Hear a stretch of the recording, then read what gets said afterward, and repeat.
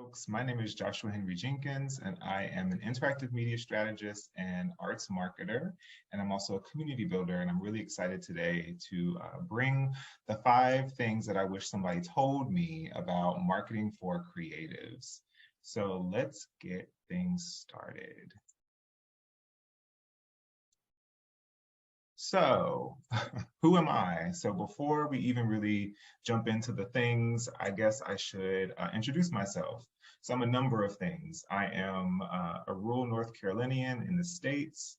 I am degree down, as I like to say, but I'm, someone who's also got a lot of student loans. So I went to school at University of North Carolina at Chapel Hill, and also Elon University. I'm an arts and culture lover. Lifelong. I'm also a caretaker. I am someone who takes care of my elderly mother, who lives in North Carolina. I currently live in Washington, D.C.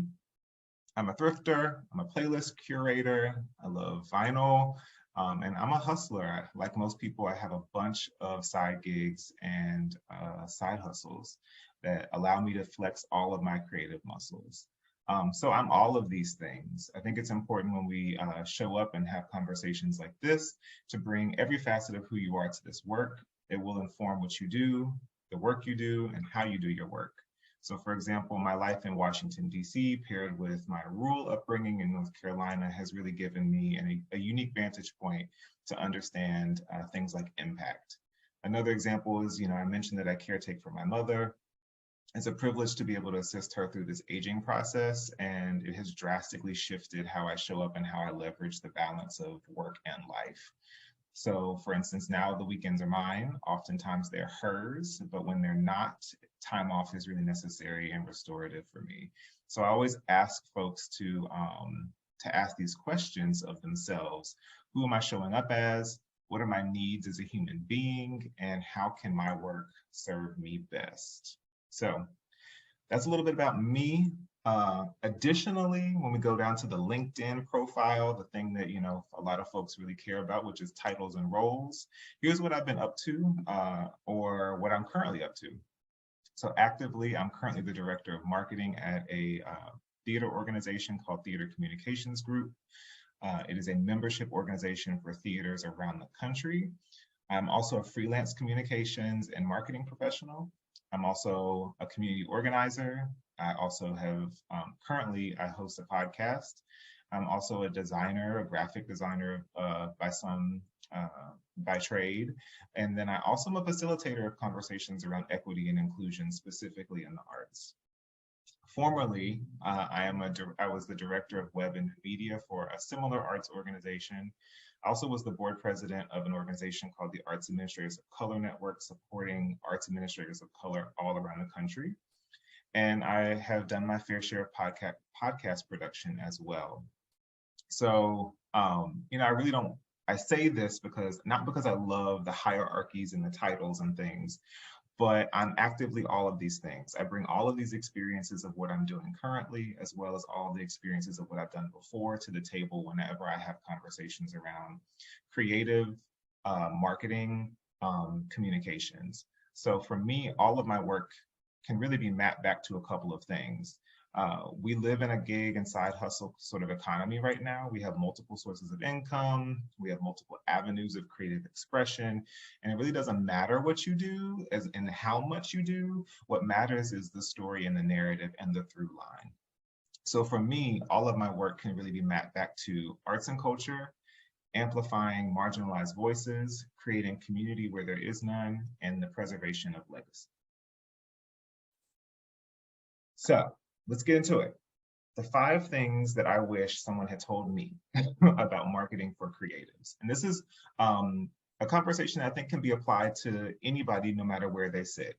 If you're an artist, an individual artist, if you're a musician, if you're an actor, if you're an organization, if you're a big organization, if you're just starting an organization, I think there's something to glean from these 5 things, hopefully. So number 1. We have to identify our audience. And this is where it gets really, really, really specific. We need to understand who is the person we're trying to talk to? Who is the ideal consumer of my work, my art, my product? And who is the actual consumer right now? So sometimes those things are different.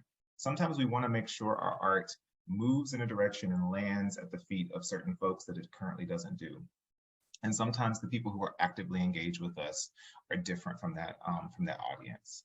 So you've got to start by digging and doing the work to understand who is your audience, especially if you're starting something from scratch. So who you want to be listening to you, and who is already tapped in. So you have to figure out ways in which you can gather that data and ask those folks who they are. All decisions that you make about your marketing or your communication of your art really should stem from what you know about your audiences. And so the second thing is to talk to who you know is listening. So once you know who your audience is, you have to curate all of your efforts to meet those folks where they are. So what you will know, or what you know, like the education levels of your audience, the locations of your audience, those will shape the way you talk to those folks. I think it's been universally sort of said that folks shouldn't be writing any marketing or communication that is beyond the 8th grade level. That is how we make language accessible to folks. And we need to be able to make data-informed decisions based on that information. So I like to use this example a lot for the musicians who might be listening. I believe the artist is Bryson Tiller, but Bryson Tiller in the beginning of his career knew he had an audience because his Spotify number said so. And so when it was time for him to tour and go around the country and try to support his art with live performances, instead of just picking cities that everybody goes to, what was done was that he actually looked at the Spotify data, because the data allowed him to look and understand who was listening and where. And so he actually built an entire sort of tour based on where he knew he had the most amount of listeners. And what that did was that actually meant that some folks in some cities that he was selecting were really off the beaten path, but he knew he had a fan base there. And that's important because you're meeting folks where they are and you're giving them what they need. That's substantiated and solidified his fan base going forward. So data-informed decisions really do make a difference. So number 2, create a consistent relationship. This is really made up of 2 things. You got to set a schedule and you got to make it realistic. So when I say setting a schedule, I usually ask the question, how often will you communicate with your audiences? And also, what is reasonable and achievable? So how often you communicate is really important.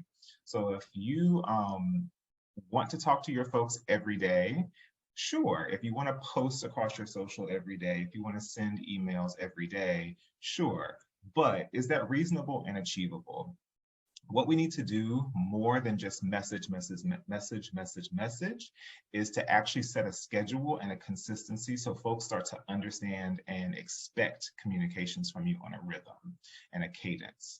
So instead of just sort of piecemeal, I have something to say today, maybe we set a schedule that says I drop messages across all of my social 3 times a week. And then we do those things on the same day, around about the same day. So that way we start to build up an expectation that folks should be expecting something from you. But we've adjusted it and made it reasonable so that it's not too much of a lift for you as the creative.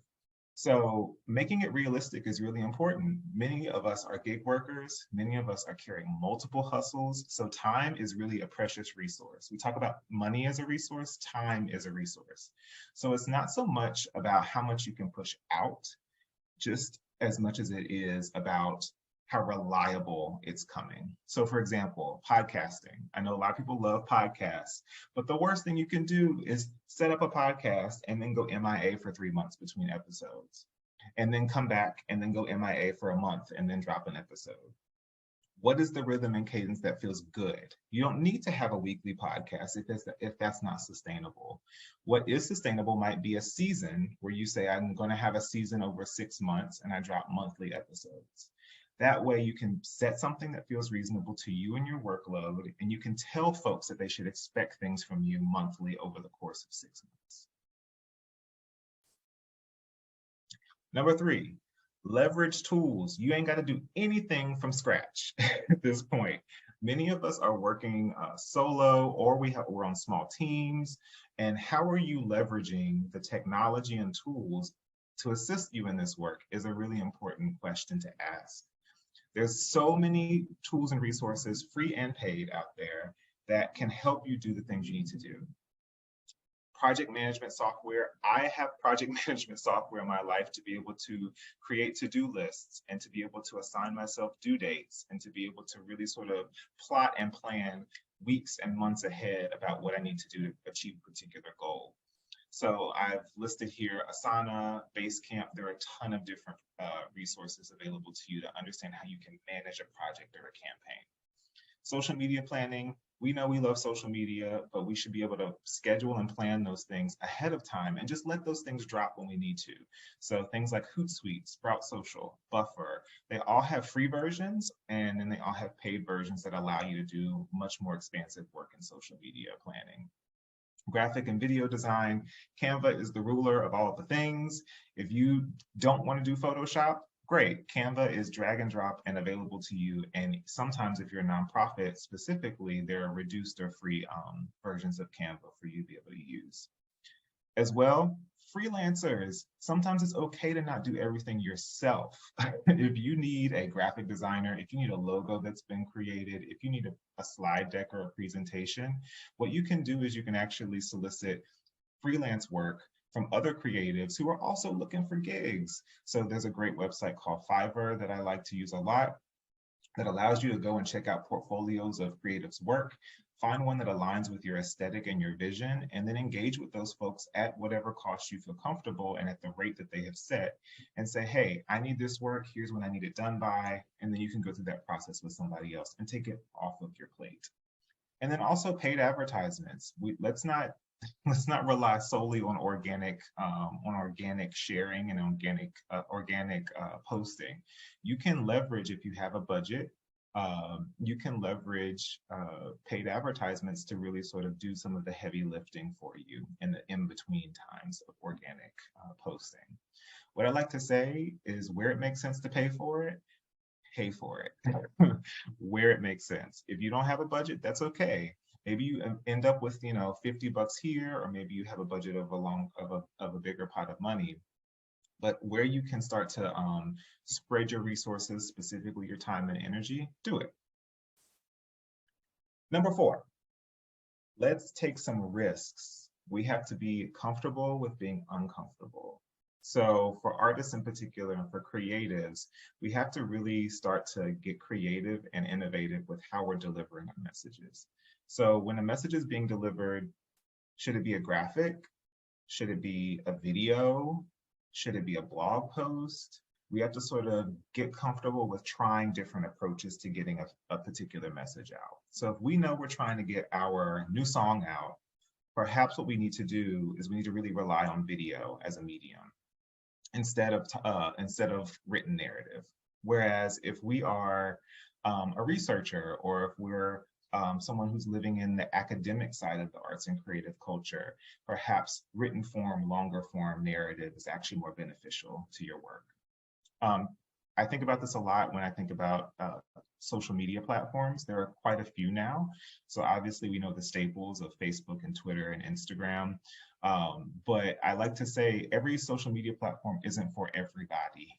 So every nonprofit doesn't need to be on Snapchat, for instance. But you should be able to make a case for why you should be if you choose to be. But at the end of the day, if there's no return on investment, don't invest in it. Not yet, at least. But maybe like TikTok. TikTok is like a great alternative. User experience is really important as well. So there's a concept called A/B testing in user experience and user research that says you try the same tactic, but you make different tweaks and adjustments and see which one creates a better response. So I think about this sometimes with subject lines in emails. That's where you see it oftentimes. So if you're sending an email to your list of folks, your audience of folks, you might want to try subject line A for half of them and subject line B for the other half of them. And then you can look at the numbers and say, well, subject line B got more opens than subject line A. So maybe I need to start writing and crafting my messages more like subject line B. Same with the posting schedule, as I mentioned before. User experience is really dependent on what we're committing to. And if we're committing to a posting schedule, let's honor that commitment so that folks can meet us where we are. And then, at the end of the day, trial and error is the name of the game. And it has to be part of your process until you really start to figure out and find out what's good and what works. So the fifth one is about impact. So we want to be able to measure and track impact. Everything in the arts and culture sector revolves around, right now, impact. How and who is your work touching? Both quantitatively, so the numbers are good, but also qualitatively, like stories, understanding how your work is shifting thoughts and shifting opinions and shifting emotions. And at the end of the day, to keep it really real with y'all, it's a funding thing. So artists and nonprofits specifically are usually asked when they're trying to get a grant here or get funding over here, secure a sponsor here. They're usually asked by funders directly about what is the impact. So you should start to understand impact both as you're soliciting and trying to go after opportunities for funding, but also building impact and understanding impact in a reporting way at the end of processes. Because most funders will ask at the end, what did my giving you this funding do? How did it shift something? And then, if you can prove that you had a sizable impact, then they're likely to sort of revisit funding you again or funding you next time for more money. So impact is really important, and it's really part of every process at this point. So there's lots of tools for being able to understand your reach and your impact. Obviously, the numbers, we can go to Google Analytics and we can say, we had this many website visits from these different areas of the world. Folks spent this much time on our website. They clicked here, here, and here. That's a way of showing impact. We also can talk about that with social media. So most of those platforms that I mentioned earlier, and even natively inside of platforms like Instagram, Twitter, and Facebook, they will show you internal analytics that will be able to support all of your impact reporting. But also, sometimes we just need to go and ask people directly. So surveys and focus groups are really important in being able to understand how your creativity and how your expression has reached folks in a deeper way. So being able to ask folks directly through surveys and say, hey, maybe I can get 5 folks who I know took advantage of this or saw my live performance or whatever it might be, and ask them some questions. Ask them how it made them feel. Ask them how that will inform how they move through the world going forward. Those things are also just as valuable as a website view or a click. So it's really important to be able to wrap that up in part of your process. So those are my 5 things, but there's one more thing. Every single good marketing effort for a creative should begin and end with a plan. Nothing should be piecemeal. Nothing should be throwing pasta at the wall and seeing what sticks. We have to be able to have a plan that both incorporates what we know works, but also what we want to try and innovate and do in trial and error. So a strong marketing plan is really in support of any work, and it should include these components. And write these components down so that you can revisit these things at the end and see if you were successful and make tweaks and adjustments for the future. Those components are, you got to have goals. What am I trying to do here? Am I trying to get my music into the world? Am I trying to get my play, the run of my show? Am I trying to get it sold out? What is the goal? What are the strategies? How do you imagine getting to that goal? And then what are the tactics? The tactics are the specific and individual efforts that support strategies and goals. What is your audience breakdown? Well, like we talked at the beginning, we got to know who we're talking to. And sometimes campaign to campaign or product to product or project to project, it might be a different audience. What are the outreach and key influence lists that we can pull? Who do we want to talk to that maybe we haven't talked to before, or that we didn't need to talk to before, but we do now? So I always make a list of influencers for every project at this point. Who can I reach out directly to and say, hey, I got this thing going on. I really need you to know about it. And it's really aligned with your vision, your values, your interests. I also take into account blind spots and competitors. You need to understand what other folks are doing, what's working for them. Also, what are my blind spots? What am I not taking into consideration that might creep up on me in the midnight hour? What are the risks? What if this isn't successful? What if I don't make my goal? Is that going to put me in a worse place than I started? Or do I have more flexibility to try new things and fail? Because failure is part of effective marketing. At some point you fail and you learn from it and you figure out how to move on from there and be better the next go round. Also, what is the budget? How much money do I have? Do I have no money? That's fine. We can figure out how to adjust a marketing plan for no money. But also maybe if I have 50 bucks, maybe if I have $1,000 of wiggle room here, you can figure out how the budget will impact your tactics and your strategies. And finally, what are the measures of success? At the end of the day, when you've released your art into the world, what do you want in return? Is success that you made everybody feel appreciated and seen? That's a measure of success, but we have to figure out how to evaluate that measure. Or is it that you want to make sure that 100 people who've never visited a theater before now have visited a theater because of your show? Whatever the thing is, we have to be able to explicitly say what our measures of success will be. And at the end of our process, evaluate for those measures. That will absolutely set you up for future success and make sure that all of your art and all of your creative expression is both being released into the world, but is being met with the eyes and ears that it needs to. So that's my 5 things. I will say that if you want to reach out to me on Instagram or Twitter, you can hang out with me at Josh Jenks, JoshJenks, or you can go to my website, joshuahenryjenkins.com, and see all the stuff that I've been up to, and send me an email. I'd love to always brainstorm and work with folks. So thanks for having me.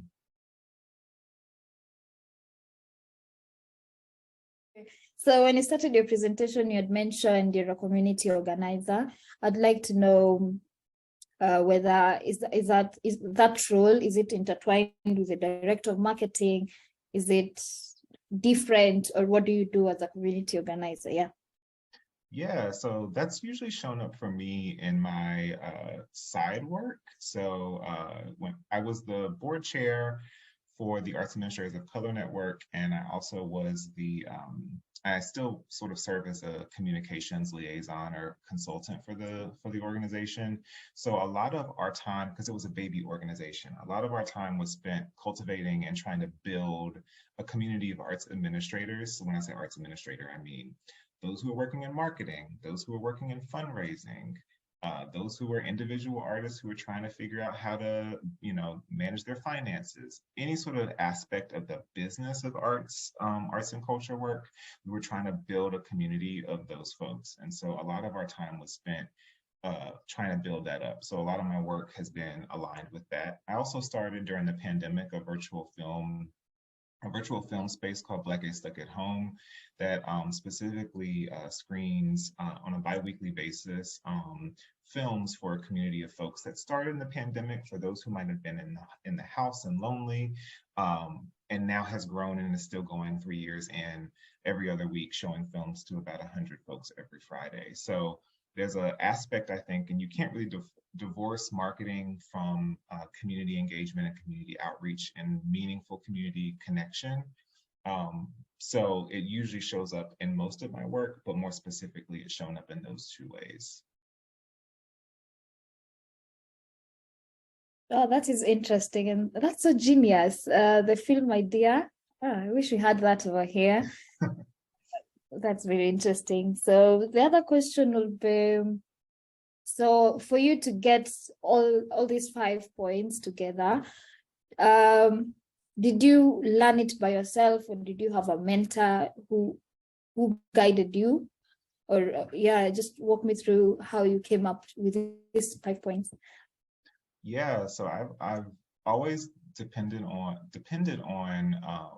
both informal and formal mentorships. I think it's important to have a network of folks that you can always go to and ask for resources, but also sort of just learn from. I don't think we're reinventing the wheel ever. I think we're actually just sort of, updating things for new generations, new audiences. So there's so much to learn from those who have come before. So I lean on other arts marketers, other community building folks, both actively, but also folks who have done that work in the past and done it well. So there's a little bit of that, but then also I do a lot of stuff on my own too. Like, I built my own template for communications plans. But I did so looking at all of the available tools to me and finding something that worked for what I knew was going to be priority in my work. So I think it's a bit of a mix. Mentorship is so integral to professional and creative development.